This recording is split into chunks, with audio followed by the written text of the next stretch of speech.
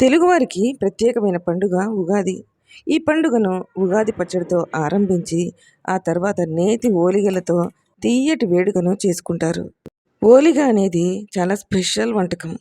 దీని గురించి తెలియని వారుండరు, రుచి చూడని వారు ఉండరు. మరీ ముఖ్యంగా రాయలసీమ స్పెషల్ ఈ ఓలిగ.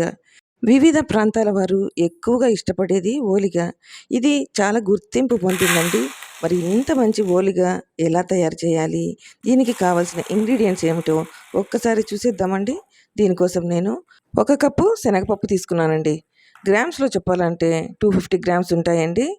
ఈ పప్పును 1కి 2 సార్లు నీట్‌గా కడిగిన తర్వాత కప్పు శనగపప్పుకి 3 కప్పుల నీళ్లు సేమ్ కప్పే యూజ్ చేయాలండి. కనీసం 2, 3 గంటలు నానాలి. ఈ లోపల మనము ఓలిగ తయారీకి పిండిని తడుపుకుందామండి. 1 కప్పు శనగపప్పుకి 1 కప్పు ఓలిగ రవ్వ తీసుకున్నానండి. ఓలిగ రవ్వ అనేది ఏ కిరాణా షాప్లోనైనా సరే దొరుకుతుందండి. ఇది బాంబే రవ్వ కంటే చాలా సన్నగా ఉంటుంది.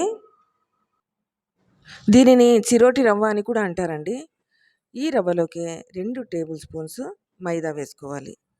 అలాగే పావు టీ స్పూను సాల్టు, పావు టీ స్పూన్ పసుపు వేస్తున్నానండి. పసుపు అనేది మీ ఆప్షనలే అండి. నేను ఓలిగలు మంచి కలర్ రావడం కోసమే నేను పసుపు వాడుతున్నాను. వీటన్నిటితో పాటే కాచి చల్లార్చిన ఆయిల్ని 2 టేబుల్ స్పూన్స్ వేసానండి. ఇవన్నీ పిండికి బాగా కలిసేలాగా ఇలా కలుపుకోవాలండి. ఇలా కలుపుకుంటేనే ఓలిగలు రుచిగా మృదువుగా వస్తాయండి. ఇలా పిండినంతా కలుపుకున్న తర్వాత దీనిలోకి కొన్ని వాటర్ వేస్తూ కలుపుకోవాలండి. నేను 1 కప్పు వాటర్ తీసుకున్నాను. ఎన్ని పడతాయో చూద్దామండి. ఇలా కొన్ని వేస్తూ పిండిని మృదువుగా కలుపుకోవాలండి. పిండి అనేది మనము ఎంత బాగా కలిపితే ఓలిగలు అంత బాగా వస్తాయండి. ఇప్పుడు మరి కొంచెం నీళ్ళు వేసుకొని కలుపుకుందామండి. 1 కప్పుకు నాకు దాదాపు 3/4 కప్పు నీళ్లు పట్టాయి. ఇలా పిండినంతా కలుపుకున్న తర్వాత పైన మరి కొంచెం ఆయిల్ వేసి మూత ఉంచి పిండిని నాననివ్వాలి. పిండి ఎంత బాగా నానితే ఓలిగలు అంత బాగా వస్తాయన్నమాట. ఇలా కలుపుకున్న పిండి మీద ఒక తడి క్లాత్ కానీ లేదంటే ఇలా మూత ఉంచేసి పిండిని నాననివ్వాలండి. పప్పు నానిందో లేదో ఒకసారి చెక్ చేద్దామా? ఇలా నానబెట్టడం వల్ల ఉడకడానికి చాలా టైం తీసుకోకుండా తొందరగా ఉడికిపోతుంది. చక్కగా నానిపోయిందండి. ఇప్పుడు ఇలా నానిన పప్పును వేరే గిన్నెలోకి మార్చి స్టవ్ మీద ఉంచి ఉడకనిద్దాం. నేను వాటర్ ఎందుకు ఎక్కువగా వేశానంటే ఓలిగ చారు కావాలండి. ఆ చారు కోసమే వాటర్ ఎక్కువ వేశాను. నేను శనగపప్పును స్టవ్ మీద ఉడికిస్తున్నానండి. అదే కుక్కర్లో అయితే 1 విజిల్ పెడితే సరిపోతుంది. ఒక 1/2 అవర్కే పప్పు చక్కగా ఉడికిపోయిందండి. ఇప్పుడు పప్పును సపరేట్ చేసేయాలి. ఇలా ఒక గిన్నె తీసుకొని దీని మీద ఇలా స్ట్రైనర్ ఉంచి ఈ శనగపప్పును వడబోసుకుందామండి. నీళ్ళు అనేది లేకుండా ఇలా స్ట్రెయిన్ చేసుకోవాలండి. ఒకవేళ స్ట్రెయినర్ లేదనుకోండి, మనం అన్నం గంజి ఎలా వారుస్తామో అలా వంచేసుకుంటే సరిపోతుంది. ఓలిగకి ఎంత ఇంపార్టెన్స్ ఉందో అలాగే ఈ ఓలిగ చారుకు కూడా అంతే ఇంపార్టెన్స్ ఉంటుందండి. ఓలిగ చేసిన వారు ఓలిగ చారు చేయకుండా అయితే ఉండరండి. మరి ఇది ఎలా చేయాలో నా నెక్స్ట్ వీడియోలో అప్లోడ్ చేస్తానండి. దీని మీద మూత ఉంచేసి పక్కన ఉంచేద్దాము. ఇప్పుడు వాటర్ అంతా స్ట్రెయిన్ చేసేసిన ఈ పప్పును గిన్నెలో వేసేసి వేడి తగ్గక ముందే దీనిలోకి ఒక 3 ఇలాచీని పొట్టు తీసేసి వేసేసి అలాగే కప్పు శనగపప్పుకి 1 కప్పు బెల్లం వేసేసి అంతా ఇలా మిక్స్ చేసేసి మూత ఉంచేసి కాసేపు వదిలేసేయాలండి. ఈ వేడికే బెల్లం కరిగిపోతుందండి. మరి కాసేపటికి మూత తీసి చూద్దామండి. వేడిగా ఉన్న పప్పులోకే మనం బెల్లం తురిమి వేసాం కదండి. ఇందువలన ఆ వేడికే బెల్లం కరిగి కొంచెం వాటరీగా అనిపిస్తుందండి. ఇప్పుడు దీనిని మిక్సీ జార్లో కానీ లేదంటే గ్రైండర్లో కానీ వేసి రుబ్బుకోవాలి. నేనైతే గ్రైండర్లో రుబ్బానండి. కొంతమంది అయితే రుబ్బు రోలు కింద గుండుతో రుబ్బుతారండి. అది ఇంకా బాగుంటుంది, ఇంకా రుచిగా ఉంటాయండి. మీకు నచ్చినట్టు మిక్సీ జార్లో అయినా వేసుకోవచ్చు, గ్రైండర్లో అయినా రుబ్బుకోవచ్చండి. మనకు కావాల్సింది పూర్ణము రెడీ అయిపోయింది. ఈ పూర్ణం ఒక్కటి చేసుకున్నాం అనుకోండి, ఓలిగలు చేసుకోవచ్చు, కుడుములు చేసుకోవచ్చు, బూరెలు చేసుకోవచ్చు. ఏవి చేసుకున్నా కానీ పూర్ణం మాత్రం ఒక్కటే అండి. అది తయారు చేసే పర్ఫెక్ట్ మెథడ్ కూడా ఇదేనండి. ఇలా పూర్ణం తయారైన తర్వాత మనకు ఓలిగలకి ఎంత కావాలో అంతంత ఉండలు చేసుకొని ఇలా రెడీగా ఉంచుకుందామండి. పిండి నానిందో లేదో ఒక్కసారి చూసుకుందామా? ఇలా కలిపి చూద్దాం. చూడండి, చక్కగా నానిపోయింది. పిండి ఎంత బాగా నానిందో మనకు తెలిసిపోతాం. చూడండి, చెయ్యికి అస్సలు అంటుకోలేదు. చూడండి, ఇలా నానిపోవాలండి.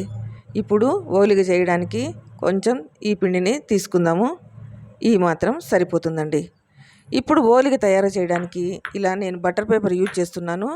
మీకు బటర్ పేపర్ అయినా వాడుకోవచ్చు, లేదంటే ఓలిగ పేపర్ అంటే బయట షాప్స్లో ఎక్కడైనా దొరుకుతుందండి. ఆ పేపర్ అయినా తీసుకొని వాడుకోవచ్చు. ఎలా చేసినా కానీ ఓలిగలు పర్ఫెక్ట్గా వస్తాయండి. ఇప్పుడు కాస్త ఆయిల్ రాసి చిన్న పూరీలాగా తయారు చేసుకోవాలి. చేత్తో తడుతుంటేనే ఈజీగా పిండి ఇలా స్ప్రెడ్ అయిపోతుందండి.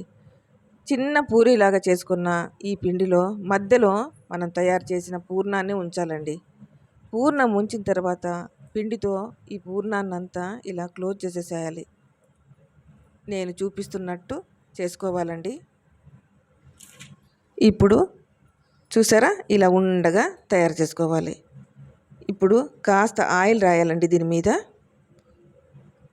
ఆయిల్ రాసుకొని మీకు కావాలంటే చేత్తోనే ఇలా పల్చగా ఒత్తుకోవచ్చు, లేదంటే ఒక పాలిథిన్ కవర్ తీసుకొని దీని మీద దాన్ని ఉంచి చేత్తో నొక్కుతూ ఉంటేనే అది ఈజీగా స్ప్రెడ్ అయిపోతుంది. చూడండి, నేను చూపిస్తాను. ఈ పాలిథిన్ కవర్ దొరుకుతుంది కదండి, చూడండి. మీరు ఎంత స్ప్రెడ్ చేస్తే అంత పెద్దగా అయిపోతూనే ఉంటుందండి ఓలిగా. ఇదంతా పిండి కలపడంలోనూ నానబెట్టడంలోనూ ఈ ప్రాసెస్ జరుగుతుందండి. వేలుతో ఇలా అంటుంటేనే చూసారా, మీరే చూస్తున్నారుగా, ఇలా స్ప్రెడ్ అయిపోతూనే ఉంటుందండి. ఎంత పలుచగా కావాలంటే అంత పలుచగా చేసుకోవచ్చు. చూడండి, చాలా ఈజీగా చేసుకోవచ్చండి. చాలా కష్టం అని అనుకుంటారు, కానీ ఇది చేయడం చాలా అంటే చాలా ఈజీ అండి. దీన్ని మించిన స్వీట్ ఇంకోటి లేదంటే నమ్మండి. ఇప్పుడు దీన్ని ప్యాన్ మీదకి ఎలా వేయాలో చూపిస్తాను. చూడండి, ఇప్పుడు దీని మీద ఉన్న ఈ పాలిథిన్ కవర్ని తీసేద్దాము. తీసేసి బటర్ పేపర్తో సహా అలాగే ప్యాన్ మీద వేసి తర్వాత బటర్ పేపర్ తీసేయచ్చు, లేదంటే ఈ ఓలిగను నేను చేత్తోనే తీసేసి ఇలా ప్యాన్ మీద వేసేసుకుంటానండి. ప్యాన్ వేడెక్కిపోయింది. ఆయిల్ కాస్త రాసేసి ఇప్పుడు నేను చేత్తోనే తీసానండి. దీన్ని ఈజీగా వచ్చేస్తుందండి. ఇలా చేతి మీద తీసుకొని ఇలా వేసాను ప్యాన్ మీద. ఇప్పుడు దీనిపైన నెయ్యి వేసుకుందాము. నెయ్యి అయినా వేసుకోవచ్చు, ఆయిల్ అయినా వేసుకోవచ్చండి. నేను చేసేది నేతి ఓలిగలు కాబట్టి ఇలా నెయ్యి వేసుకుందామండి.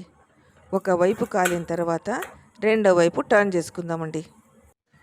మాడిపోకుండా ఒకవైపు కాలిన తర్వాత ఇంకో వైపు ఇలా రెండు వైపులా కాల్చుకొని వేరే ప్లేట్లకు తీసుకుందామండి. ఇంకోటి కూడా చూపిస్తాను ఎలా చేయాలో. ఇదివరకు చేతితో తడితే ఓలిగ తయారు చేసేటట్టు చూపించాను. ఇప్పుడు చపాతీ కర్ర వాడుతూ కూడా చేసుకోవచ్చండి. ముందుగా పిండిని చిన్న పూరీలాగా చేసుకొని దీని మధ్యలో తయారు చేసిన పూర్ణాన్ని ఉంచేసి ఇలా పిండితో క్లోజ్ చేసేస్తాము. పైన కాస్త ఆయిల్ రాసుకోవాలండి. ఆయిల్ రాయడం వలన అతుక్కోకుండా ఉంటుంది పిండి. అందువల్ల కొంచెం ఆయిల్ రాసుకొని పాలిథిన్ కవరు కప్పేద్దాము. పాలిథిన్ కవర్ మీద ఉంచే చపాతీ కర్రతో రుద్దుకుందామండి. నేను చూపిస్తున్నట్టే ఇలాగే చేసుకోండి. ఇప్పుడు దీని మీద చపాతీ కర్రతో రుద్దేసుకుందాము. ఇలా చపాతీ కర్రతో అంటూ ఉంటేనే పిండి ఇలాగే స్ప్రెడ్ అవుతూ వచ్చేస్తుందండి. చాలా అంటే చాలా ఈజీ అండి. కొన్ని టెక్నిక్స్ తెలిస్తే ఎంతటి వంట అయినా సరే అండి మనము చాలా ఈజీగా చేసేయగలుగుతాము. రెడీ అయిపోయింది ఓలిగా. ఇప్పుడు దీన్ని ఇదిగోండి నేను చూపిస్తున్నానే ఇలాగ చేతి మీద తీసుకుంటున్నాను. ఇలా తీసుకొని ప్యాన్ మీద రెండు వైపులా ఇప్పుడు ప్యాన్ మీద వేసి వేయించుకోవాలండి. నేతితో కాల్చడం వలన ఈ ఓలిగలు ఎంత రుచిగా ఉంటాయో, చాలా పొంగినట్టుగా వచ్చేస్తాయండి. మీడియం ఫ్లేమ్ మీద ఉంచి ఇలా కాల్చుకోవాలి. అన్ని ఓలిగలను ఇలాగే రెడీ చేసుకోవాలండి. వీటిని వేడివేడిగా తింటే ఒక రుచి, చల్లగా తిన్నా కూడా మరో రుచి. ఎలా తిన్నా కూడా రుచిలో మాత్రం మార్పు ఉండదండి. ఇలా చేసుకున్న వేడి వేడి ఓలిగల మీద కాసింత నెయ్యి వేసుకొని తింటే వీటి రుచి తినాలే కానీ వర్ణించడం చేత కాదండి. మరి మీరెప్పుడు చేస్తున్నారు ఓలిగలు? మీకు ఈ వీడియో నచ్చిందా? మీకు ఈ వీడియో నచ్చితే నా మాషీస్ ఛానల్ని సబ్స్క్రైబ్ చేయడం మర్చిపోకండి. Thanks for watching.